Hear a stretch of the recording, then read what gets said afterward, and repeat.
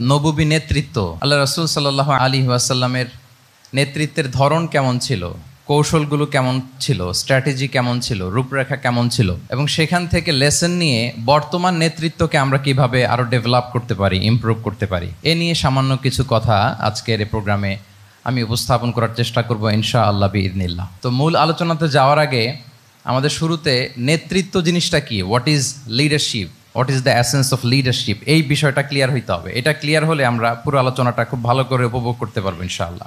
আমি অডিয়েন্সের মধ্য থেকে শুনতে চাই যে নেতৃত্ব বলতে আমরা আসলে কি বুঝি, হোয়াট ইজ লিডারশিপ। লিডারশিপ মানে অন্যকে প্রভাবিত করবার ক্ষমতা, এটাই হচ্ছে মূলত লিডারশিপ। নেতৃত্ব মানে আপনার যদি অন্যকে ইনফ্লুয়েন্স করার ক্ষমতা থাকে, আপনার যদি মানুষকে ম্যানেজ করার ক্ষমতা থাকে, প্রভাবিত করবার ক্ষমতা থাকে, এটাই বেসিকলি লিডারশিপ। যদি আমরা অন্যকে প্রভাবিত করতে পারি তাহলে বাই ডিফল্ট আমি নেতা হয়ে উঠি। এটা হচ্ছে লিডারশিপের মূল সংজ্ঞা বা প্রকৃত কথা।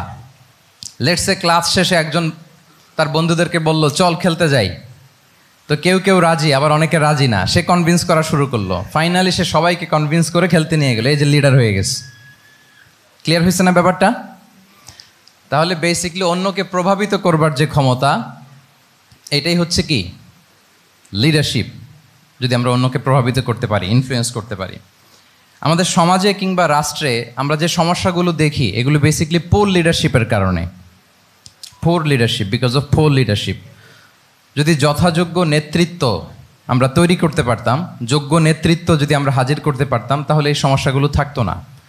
আমরা আল্লাহ রাসূল সাল্লাল্লাহু আলাইহি ওয়াসাল্লামের নেতৃত্বের গুণাবলীগুলো, যদি ওনার যে লিডারশিপ ট্রেডস, লিডারশিপ ফিচার্সগুলো আছে, এগুলো যদি আমরা খেয়াল করি তাহলে দেখব যে এগুলো দিয়ে তিনি পুরো একটা জাতি, একটা ভূখণ্ডের জীবনধারা পাল্টে দিয়েছিলেন। তাহলে নেতৃত্বের দিক থেকে অ্যাজ এ লিডার তিনি কতটা সফল, এটা খুব ক্লিয়ার আমাদের কাছে। আমরা এখন দেখার চেষ্টা করব যে রাসূল সাল্লাল্লাহু আলাইহি ওয়াসাল্লামের লিডারশিপটা আসলে কোন ধরনের লিডারশিপ ছিল, কোন ধরনের নেতৃত্ব ছিল, এবং সেখান থেকে বর্তমান সময়ে আমরা কি করে যুগোপযোগী নেতৃত্ব তৈরি করতে পারি। প্রথম যেটা বলতে হবে সেটা হচ্ছে আল্লাহ রাসূল সাল্লাল্লাহু আলাইহি ওয়াসাল্লামের নেতৃত্বটা ছিল সার্ভেন্ট লিডারশিপ। সার্ভেন্ট লিডারশিপ মানে হচ্ছে কাজের মধ্য দিয়ে নেতা হওয়া। বেসিক্যালি আপনি যখন মানুষের কাজে লাগবেন বা কাজে আসবেন, তখনই আপনি নেতা। যদি আপনাকে সমাজে কোনো কাজে না লাগে, সমাজে যদি আপনি রেলেভেন্ট হতে না পারেন, কাউকে সাপোর্ট করতে না পারেন, গাইড করতে না পারেন, তাহলে তো নেতা হয়ে ওঠা আপনার পক্ষে সম্ভব হবে না। তাহলে যদি কাজে লাগা যায় মানুষের, আপনি যদি কাজে লাগেন, আপনি যদি মানুষের উপকারে আসেন, তাহলে by default you are a leader.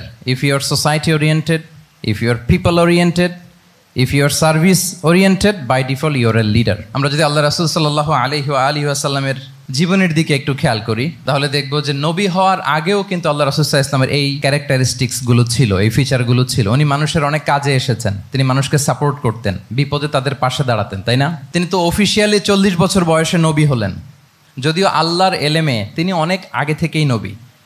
কিন্তু দুনিয়াতে আল্লাহ রাসূল সাল্লাল্লাহু আলাইহি ওয়াসাল্লাম যখন 40 বছর বয়সে উপনীত হলেন, তখনই তো হেরা গুহায় নাজিল হলো, ইকরা বিসমি রাব্বিকাল্লাযী খালাক, read in the name of your Lord who has created. এই যে 5টা আয়াত নাজিল হলো, উনি নিয়ে আসলেন, কাঁপতে লাগলেন। খাদিজা রাদিয়াল্লাহু তাআলা আনহার কাছে বললেন যে মনে হয় আমি মারা যাব, আমাকে কম্বল চাপা দাও, আমার ভয় লাগছে, আমি কাঁপছি। তখন খাদিজা রাদিয়াল্লাহু তাআলা আনহা ওনাকে আশ্বস্ত করলেন, ওয়াল্লাহি লা ইউখজিকাল্লাহু আবাদা, আপনি ভয় পাবেন না, আল্লাহ আপনাকে অপদস্থ করবেন না।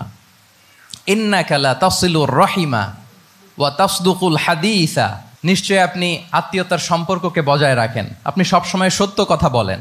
ওয়া তাহমিলুল কাল্লা, আপনি মানুষের বোঝা বয়ে দেন। ওয়া তাকসিবুল মা'দুমা, যার উপার্জন করার কোনো সক্ষমতা নেই তার জন্য আপনি উপার্জন করেন, তাকে আপনি ফিনান্সিয়াল সাপোর্ট করেন। ওয়া তাকরিউদ দাইফা, আপনি মেহমানকে খাওয়ান। ওয়া তুঈনু আলা নাওয়াইবিল হক, সত্য যেখানে বিপন্ন সেখানে আপনি সত্যের বীর সেনানী হয়ে দাঁড়িয়ে যান। তো এই ফিচার যাদের মধ্যে থাকে, এমন ব্যক্তিত্বকে আল্লাহ তাআলা কখনোই অপমান করতে পারেন না। আপনি চিন্তিত হবেন না, ডোন্ট ওয়ারি অ্যাবাউট ইট, কোনো ভয় নাই, কোনো চিন্তা নাই, আপনি আশ্বস্ত হন।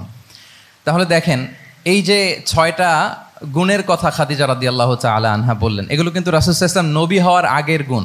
অর্থাৎ 40 বছর বয়সে তিনি উপনীত হওয়ার আগেই ওনার এই অভ্যেস ছিল যে উনি অন্যের বোঝা বইয়ে দিতে হেল্প করতেন, মানুষকে সাপোর্ট করতেন। যার উপার্জন করার সুযোগ নাই, ক্ষমতা নাই, তাকে তিনি উপার্জন করে দিতেন, মানে তাকে ফিনান্সিয়ালি সাপোর্ট করতেন, মেহমান খাওয়াতেন।